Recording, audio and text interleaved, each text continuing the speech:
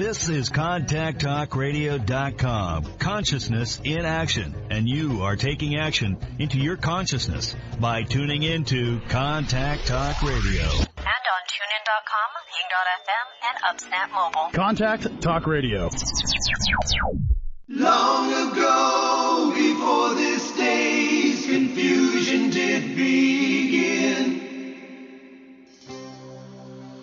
throughout the stars did we go wandering.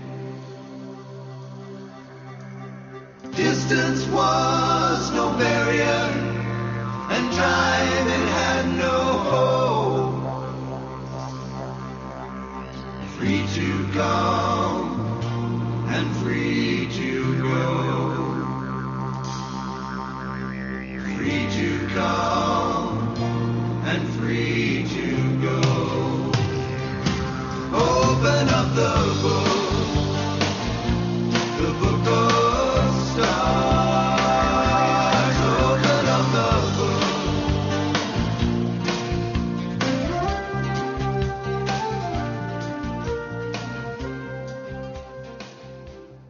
Hello, everyone, and welcome to Karmic Evolution's Astrologically Speaking. I'm your host, SHERI Horn Hasan of Karmic Evolution Astrology, and I'm coming to you on April 14th, 2022 from Contact Talk Radio.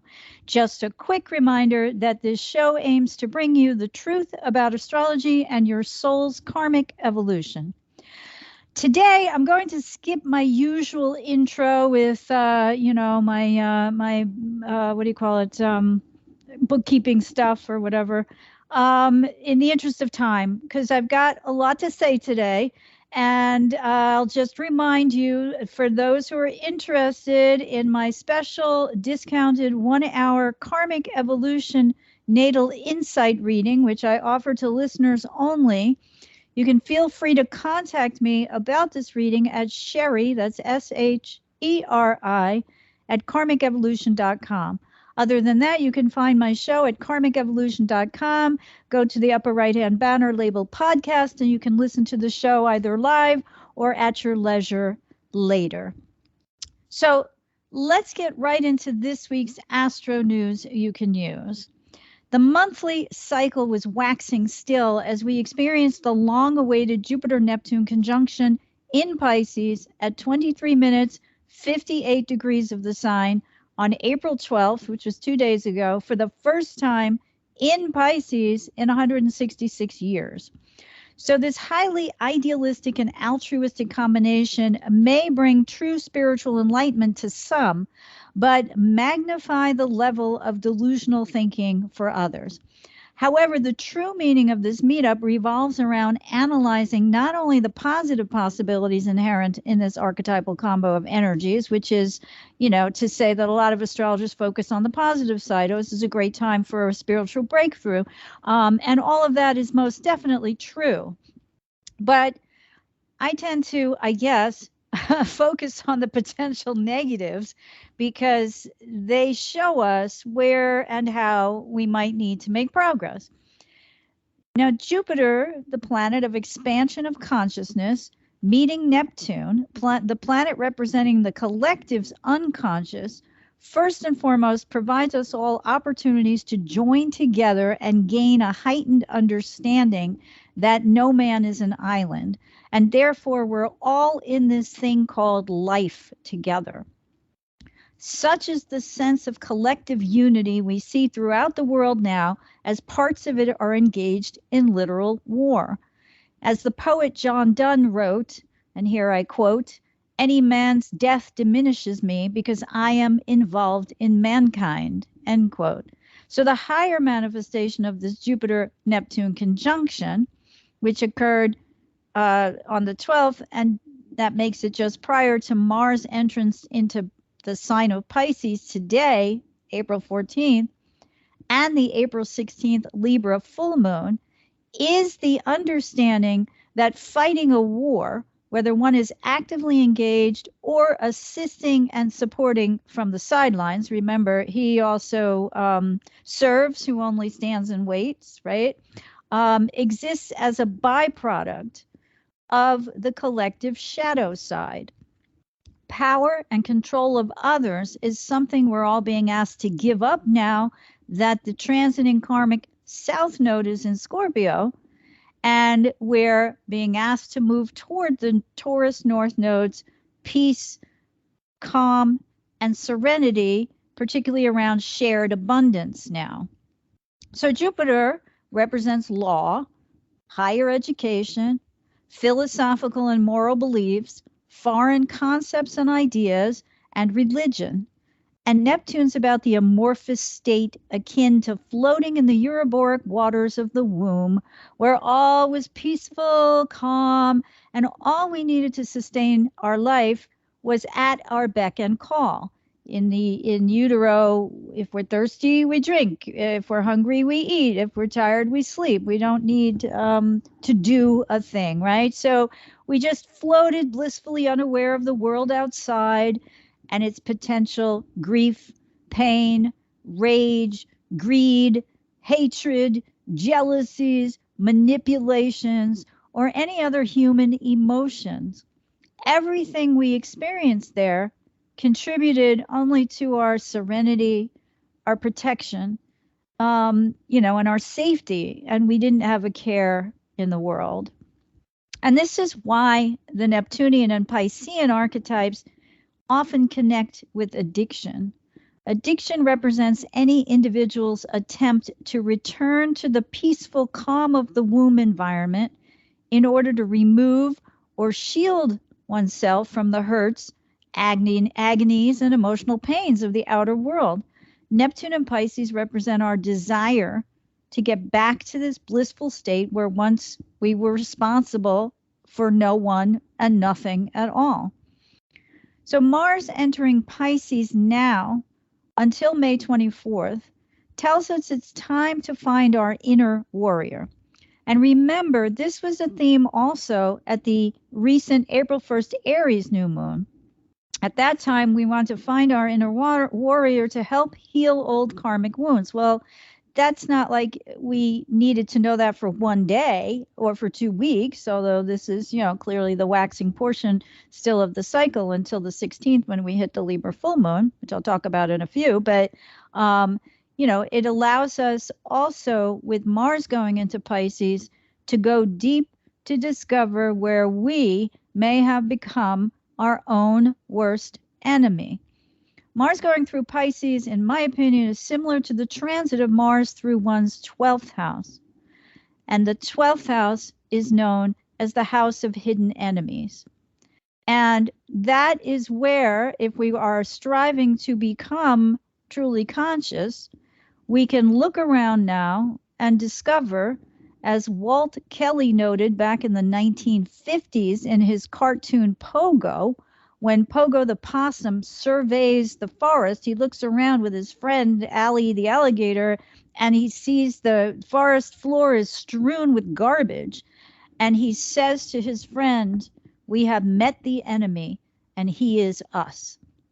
So my point here, of course, is that Mars and Pisces can provide us with a greater understanding of how we may actually cause our own misery or self-sabotage, which again is like Mars going through the 12th house, especially when we perceive our enemies, air quotes here, are external rather than manifested out of our own internal energies.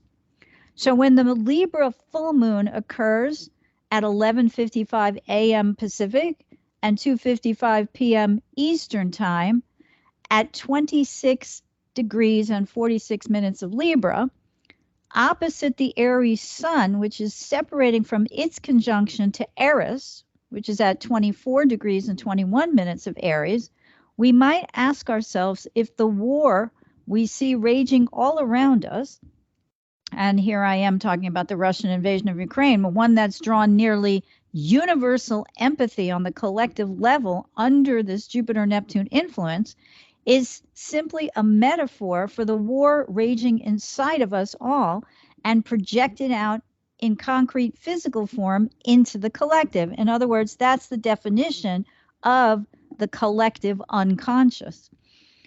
So the Jupiter-Neptune conjunction just 2 days before the Libra full moon occurs signifies that fantasy and wishful thinking just don't cut it anymore.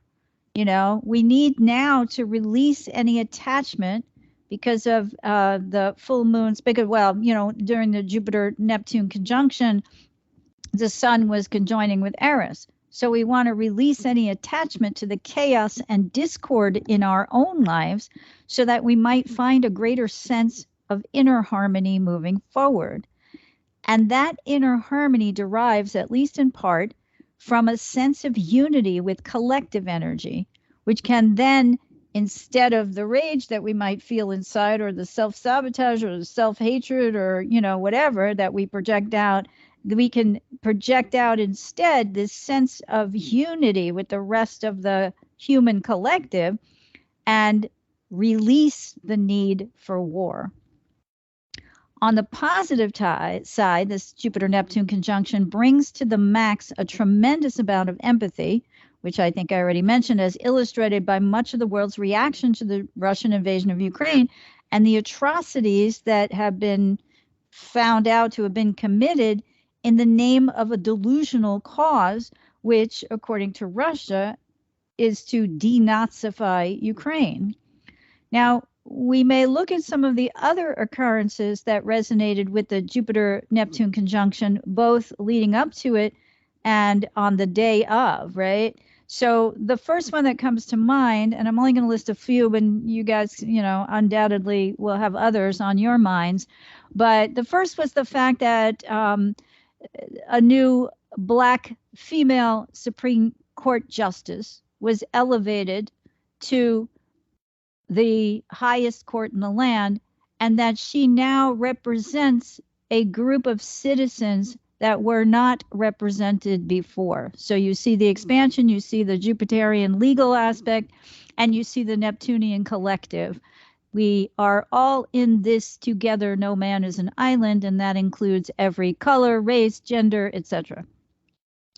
The second thing is, and I'm a former New Yorker who lives not far from New York City in New Jersey now, but on about 2 hours before the actual Jupiter-Neptune conjunction perfected, a guy on the subway he was on a Manhattan-bound Brooklyn subway train, opened 2 smoke canisters, which filled the subway car with smoke, and then shot and wounded 10 victims, and many more were injured through smoke inhalation or running and panicking. They mentioned in the news several had panic attacks, or they ran into other people or tripped or whatever.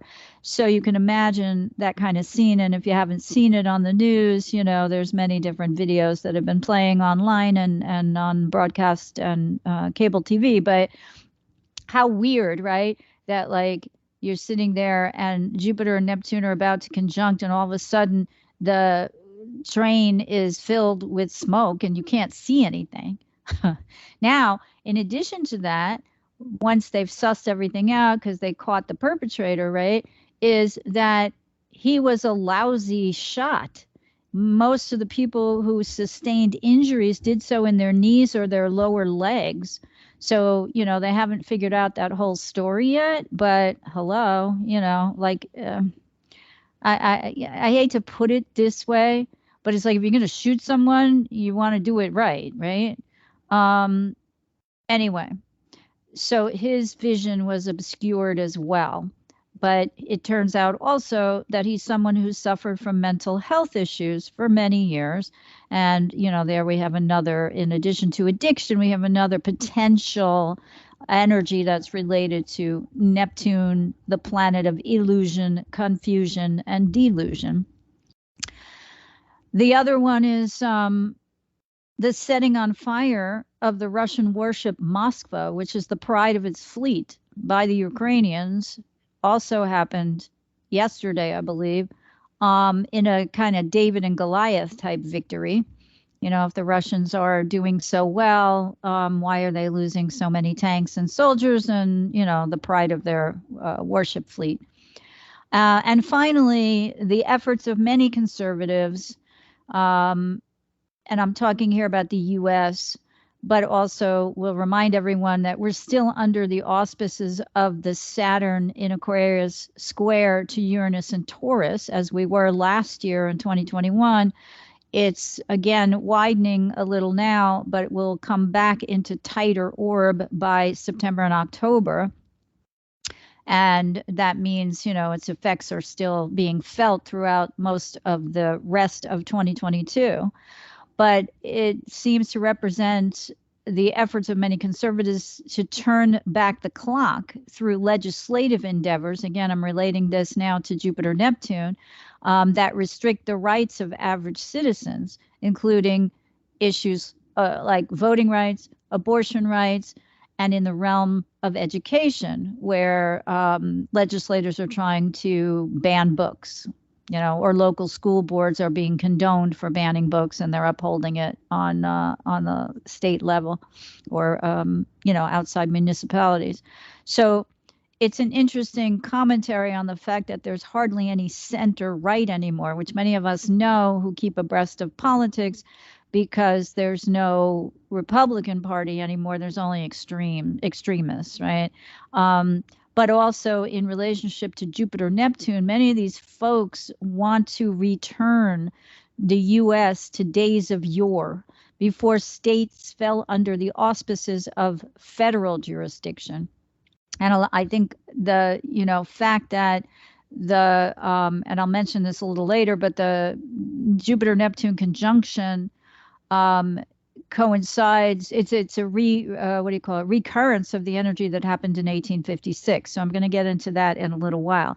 But that was the Civil War.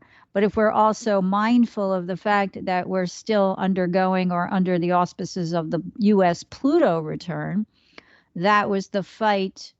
The 1776 July 4th Declaration of Independence sparked the war, which really I think had already begun in 1775. But the point is that several states were fighting to maintain their connection and loyalty to the British Crown, while other states wanted to secede from it.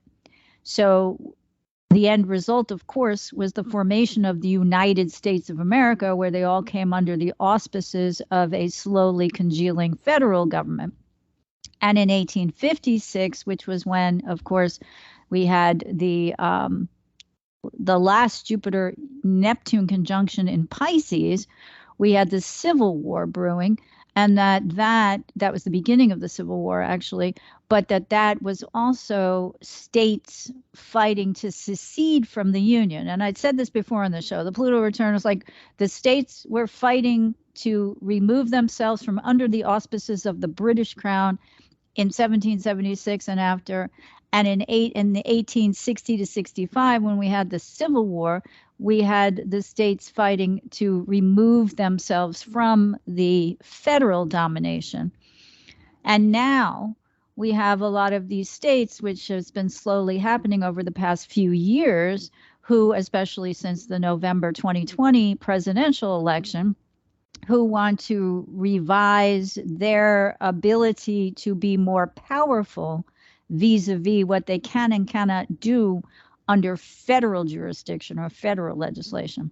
Okay, so I want to now go into looking back also at the recurrence of the energies from 1856 to now. And of note, given the current Russian war against Ukraine, is that according to Wikipedia, and here I'm quoting, the Crimean War was a military conflict fought from October 1853 to February 1856, in which Russia lost to an alliance of France, the Ottoman Empire, the United Kingdom, and Piedmont, Sardinia.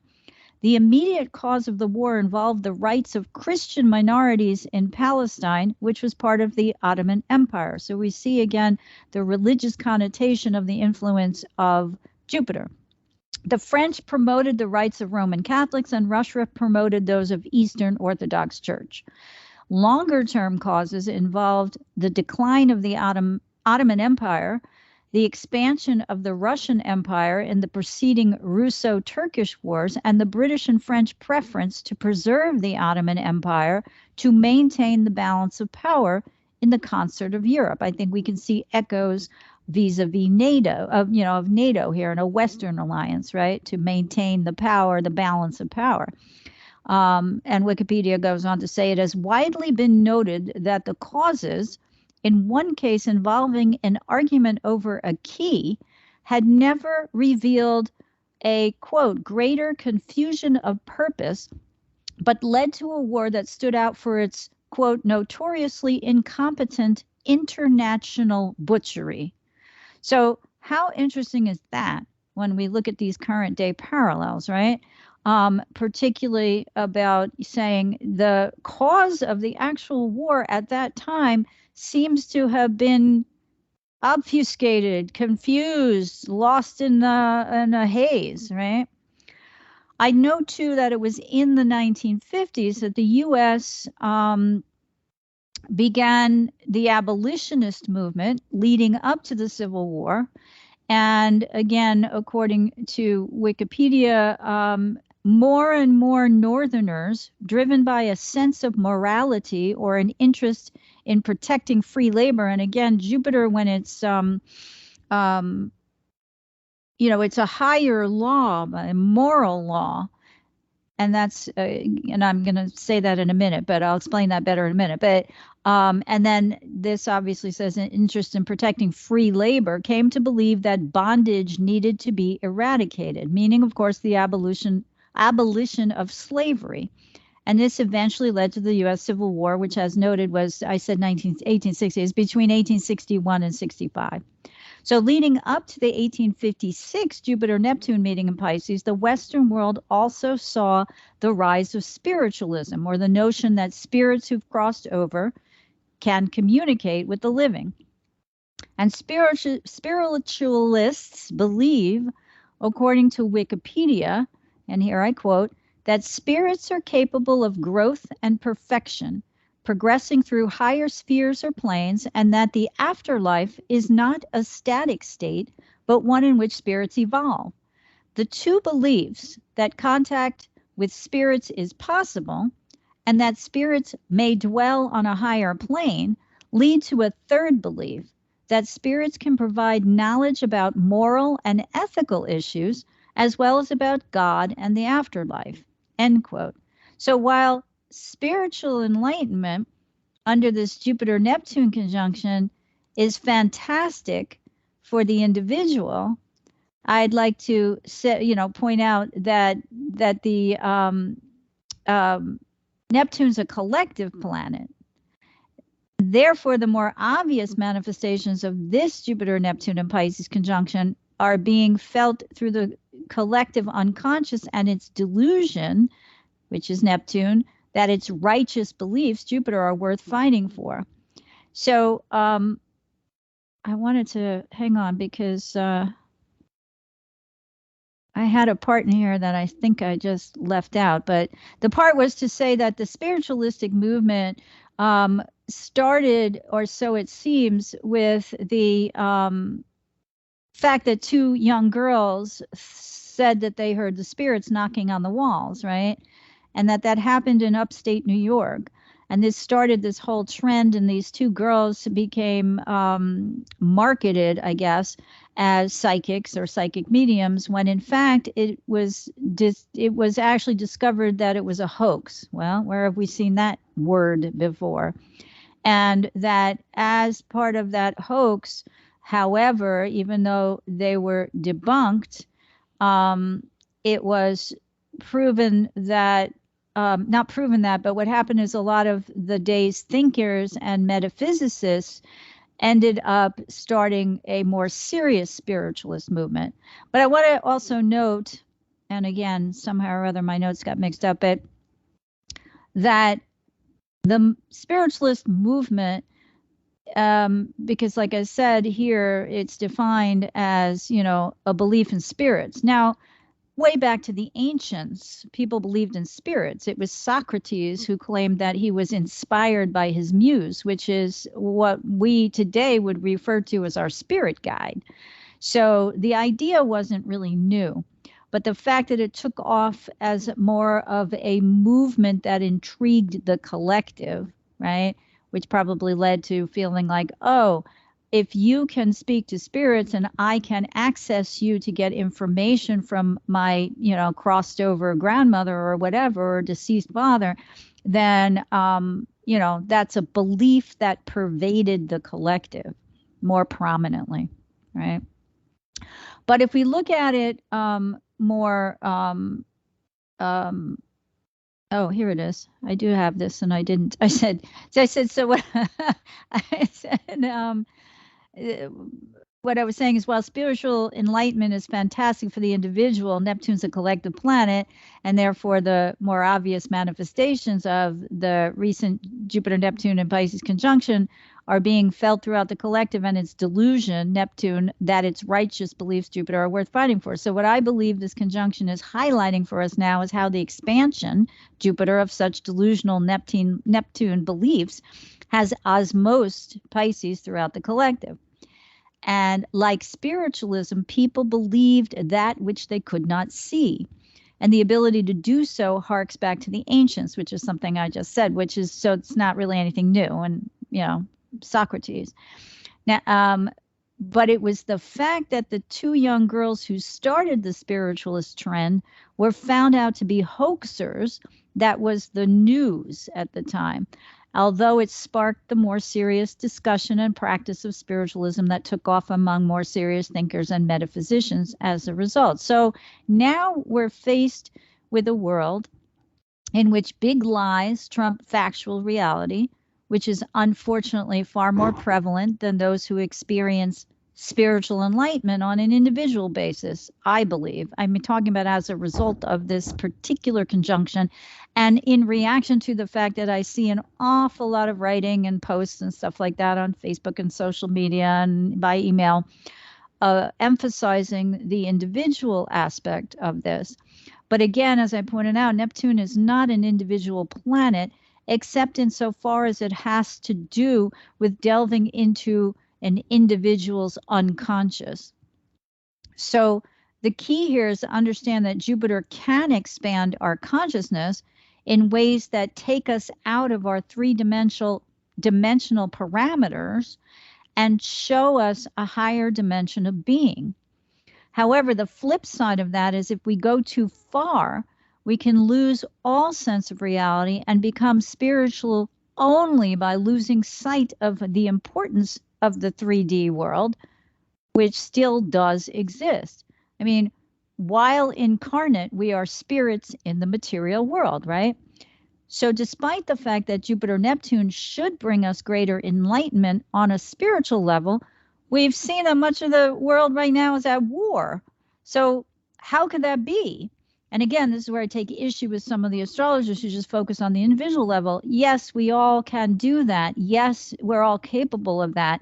But we can't exclude the collective and how it might influence us, nor can we go the spiritual route to the exclusion of our connection to the rest of the world. So Jupiter, the planet of expansion, is supposed to bring a higher spiritual dimension, but through the porousness of the ever-flowing empathic nature of Neptune. And we are empathic towards others. I mean, we should be more empathic to ourselves, a lot of us, and that's part of consciousness as well, having compassion and empathy for ourselves. But we might not recognize that until we recognize our ability for empathy towards others. But, that occurs often only in a perfect world, which I don't think I have to point out to anyone here. This is anything but. And again, the last time these two planets, Jupiter and Neptune, came together in the sign of the fish, it was at 18 degrees and 13 minutes of Pisces on March 17th, 1856.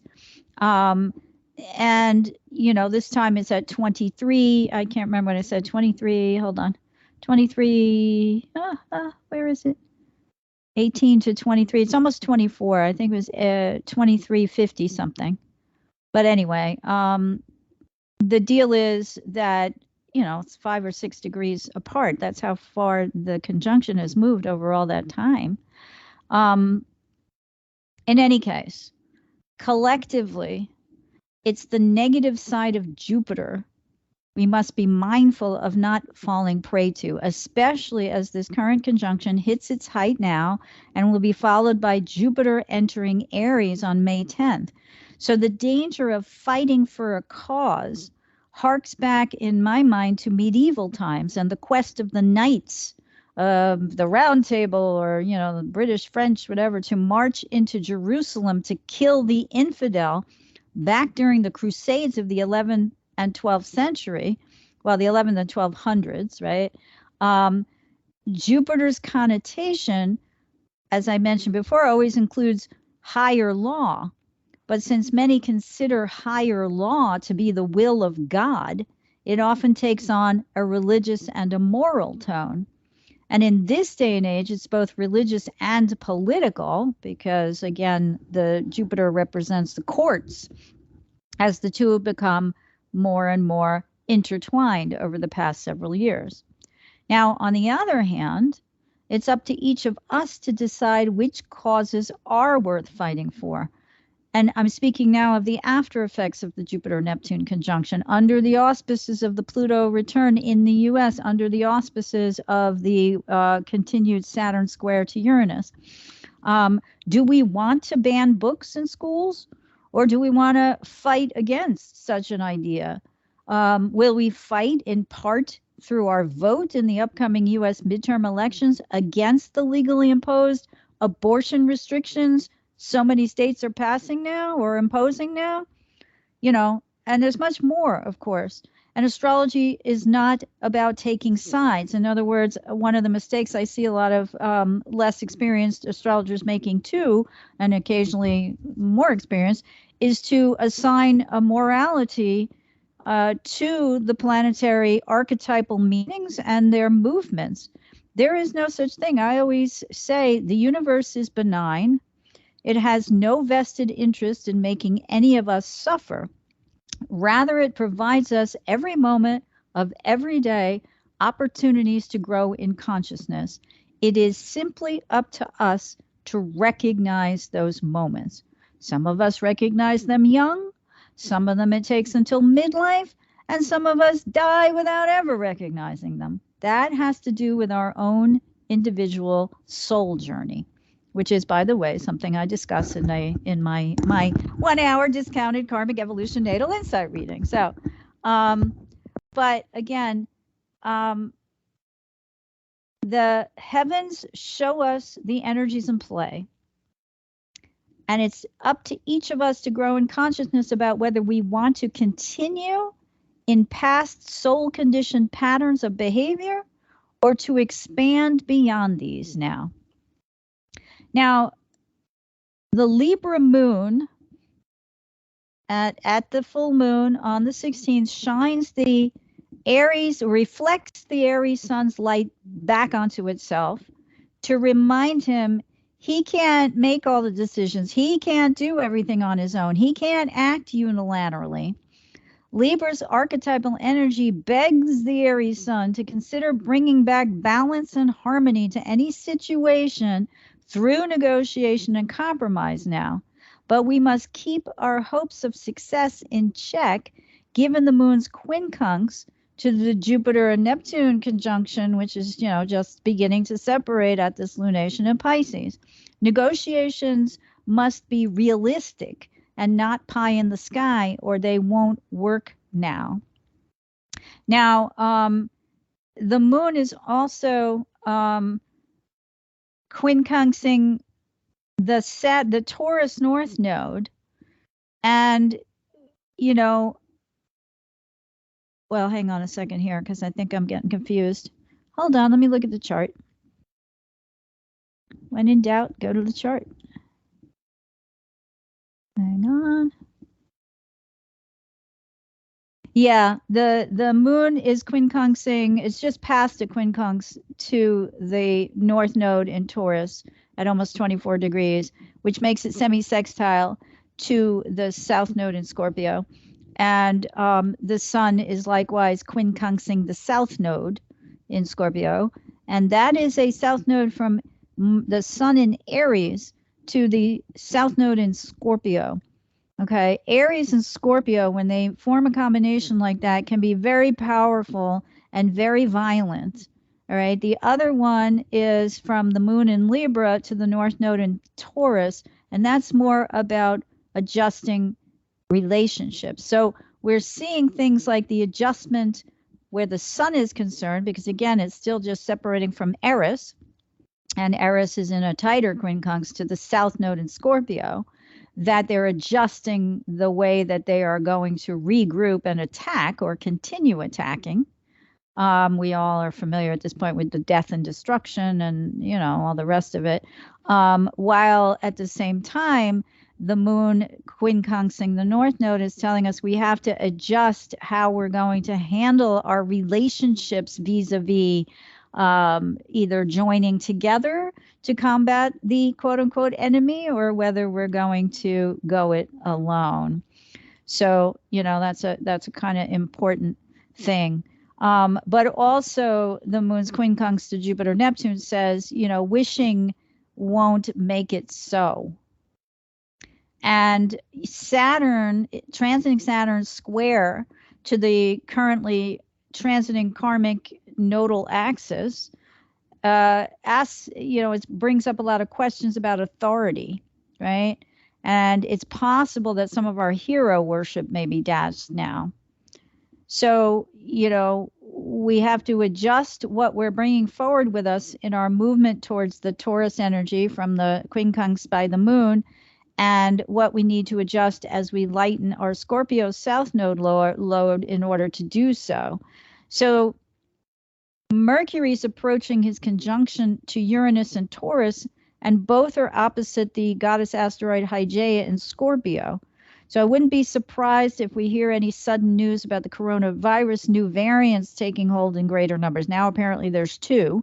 And I would say that it's wishful thinking on the part, especially of the U.S., who hasn't even refunded, I mentioned this last week or the week before, coronavirus testing sites or vaccines or preparing for future strains or future pandemics. There's no revenue for that. So are we being a little overly optimistic there? Do we really think we're on the other side of the curve? We all want to think that. Who doesn't, right? Like, what soul says, no, bring back the pandemic? I liked it.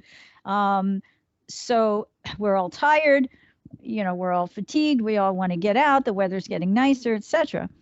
But wishing doesn't make it so.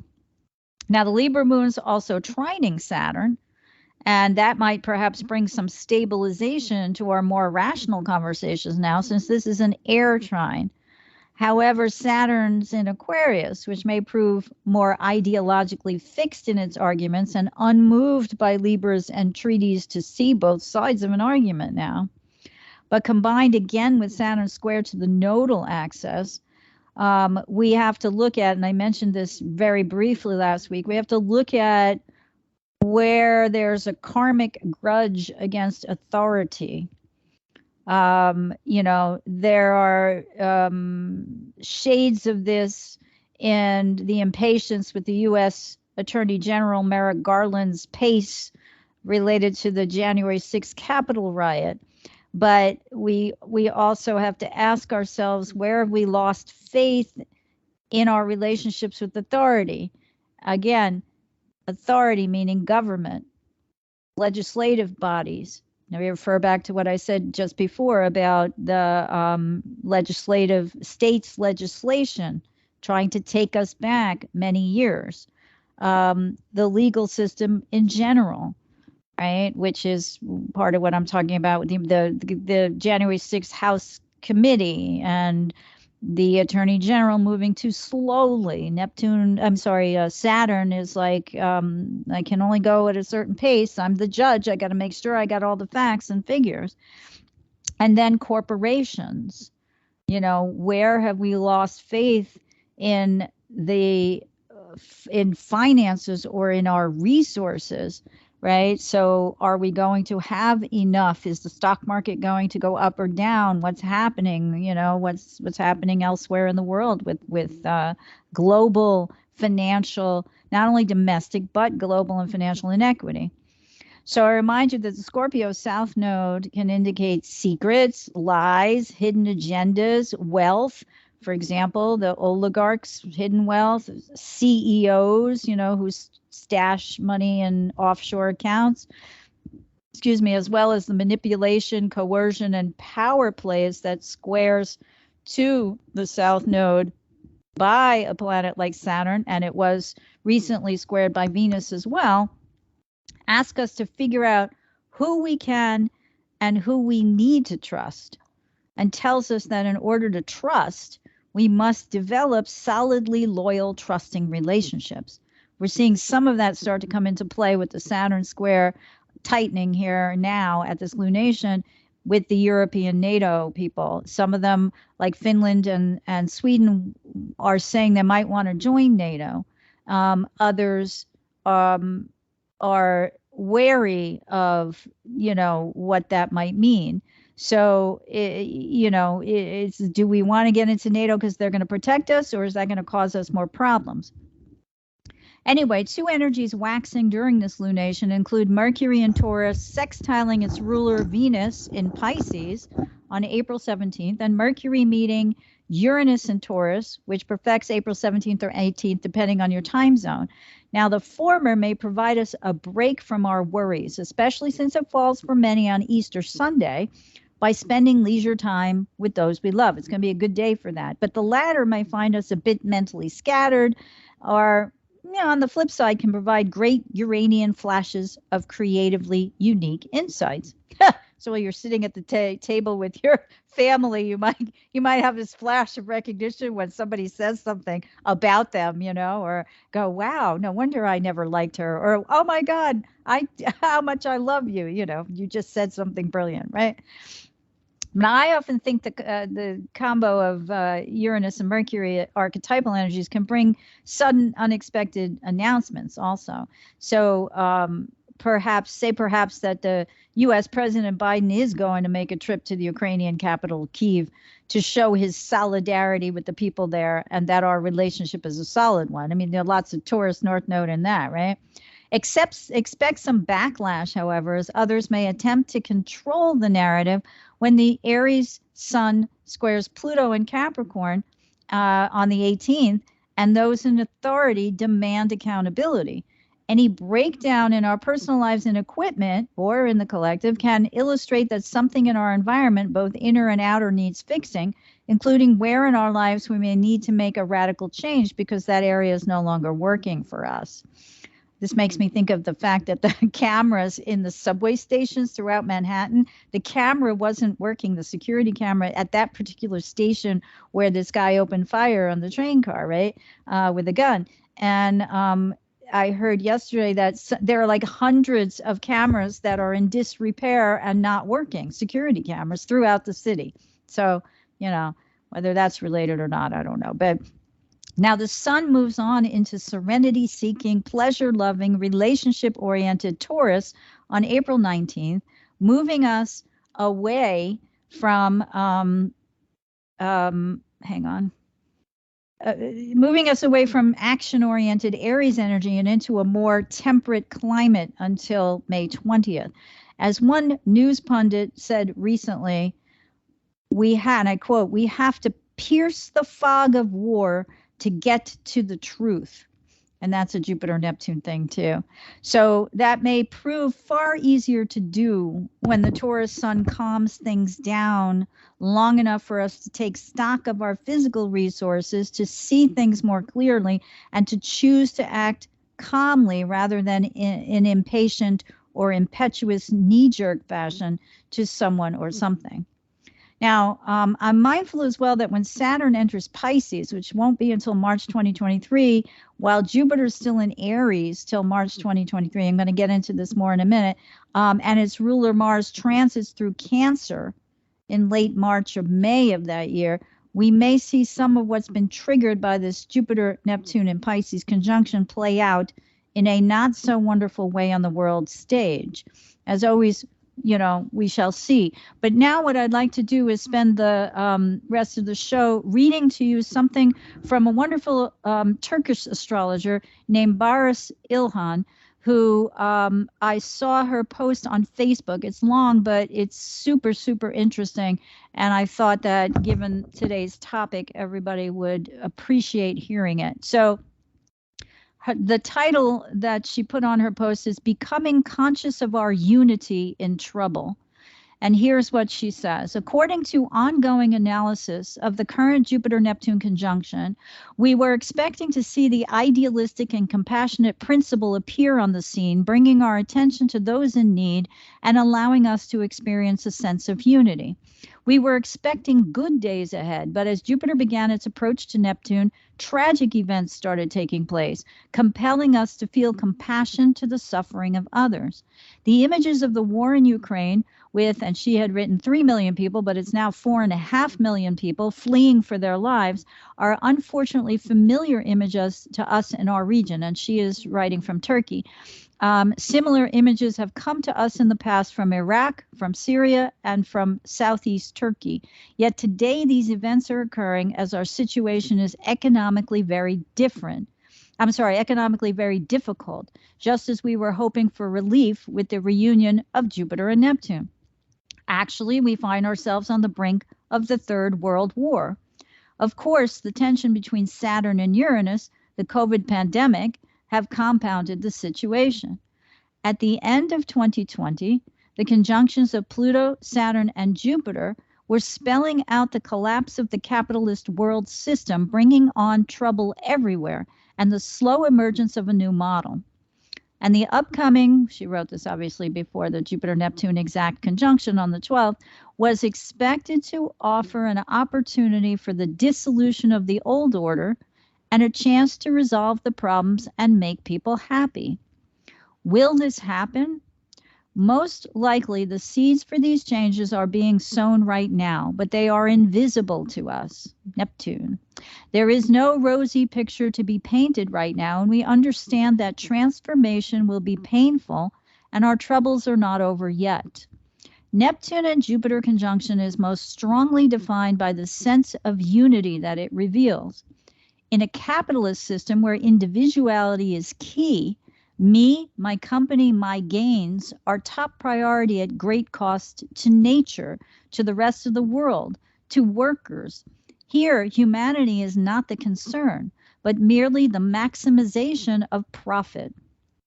Therefore, war is good business, as is the arms industry, destruction in order to rebuild.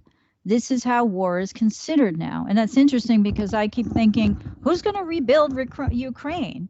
In a perfect world, it would be Russia, right? They would be forced to have to cough up the money to rebuild a country that many of its major cities, it's completely decimated at this point. Okay, back to Baris's post. A quote again. To realize our unity, we need to start thinking about humanity as a whole. And our experiences with the tragic events occurring now will allow us to realize that unity. We will start to realize that there is no safe place to hide when the world collapses, as our systems are all interconnected and the echo of a disaster happening in one place is heard in every other part of the world. War in Ukraine, a world's warehouse for wheat, affects wheat prices in different places and can bring on famines. And here I would add that many astrologers did predict when Uranus first entered Taurus back in May of 2018 that one of its results would revolve around a change in our resources, specifically the growth and availability of food crops. And with Uranus now more than halfway through the sign of Taurus, which it will be by the end of this year, but this would seem to be coming to fruition now on a global level, though of course there has been droughts, floods, wars, etc., both before and during this time, leading to starvation. But we note the Russians' attempts also to starve entire cities in Ukraine as well. And Boris considers, in the news, we see that our problems have become world problems. From friends in the USA talking about a 100% increase in wheat prices in 20 days to a friend in Tasmania reporting a huge increase in gasoline price, we listen to world news as if we are listening to our local news. We realize the sense of unity in these troubled times, and we will come to the question how to get out of this trouble together. The Jupiter-Neptune conjunction taking place in April is bringing us to this realization, our oneness in troubled times, and asks us, where do we go from here? How should our political systems change? The conjunctions, and she means of Saturn, Pluto, and Jupiter in Capricorn in 2020, had already pointed the finger at companies, large corporations, and governments. When examining the planetary cycles, there never is a single point to start from, but we can still define a section and analyze it. Hang on. The section we consider here begins with Jupiter-Saturn conjunction that took place in 2000 at 20 to 23 degrees of Taurus. This is about the use and sharing of Earth's resources in general. Global warming, droughts, and famines were already a problem. Large-scale wars over oil and the devastation of the Middle East seem to be related to this, promoting governments which gradually turned to dictatorships. Uranus and Taurus in 2018 also talked about the use and distribution of resources and the realization that systems used until now no longer work, bringing on the establishment of new models. These processes do not take place overnight. What kind of system should we put in place, we start to ponder. Uranus was discovered at the time of the French Revolution and is associated with the principles of equality, freedom, and fraternity, but also related to liberal systems and capitalism as they promote freedom. The dark side of a liberal use of freedom allows us to think that we can do what we want and dispose of the world's resources as we wish, feeling no responsibility toward others. In that sense, the principles of equality and fraternity are not so easily implemented. Change only occurs when we hurt. Therefore, even as capitalism clings to more and more liberal systems in order to survive, with Uranus and Taurus, we're gradually realizing that there is only one world, no other land, no other water at our disposal, and that we need to work for humanity as a whole. Historically, Neptune was a symbol of unity, compassion, and embracing all of humanity is associated with socialism and communism. With the new cycle, as Jupiter touches Neptune, the system will shift to the left. From extreme right forms, there will be a gradual shift, but this will not mean the left model as we know it. A different model will develop, of which we know nothing yet. Thinkers from various places in Europe gather and exchange ideas on this issue. Before this shift takes place, however, there is the danger that Jupiter and Neptune conjunct could indicate a more imperialist system when combined with Uranus. Swelling inflation is also a possible outcome of this conjunction, as we've already witnessed, instead of the promise of healthy growth.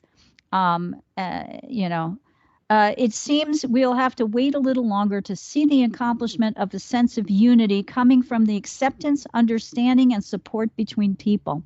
These feelings can be developed as they are already being developed. As we watch the news and we witness the difficulties all around us, our compassion no longer allows us to say, nah, nothing we can do. This is how it is. Let's mind our own business. We are compelled now to share what we have. 2 minutes. We are currently in the process of witnessing how globalization is systemized in a way that affects us all at once, increasingly in a negative way. So after Jupiter meets Neptune in Pisces and the seeds of unity are planted, we expect some significant celestial changes in 2024, one of them being Pluto's entry into Aquarius. This is pointing to the construction of a new model and its related theories, and to the transformation of known systems. More on this later.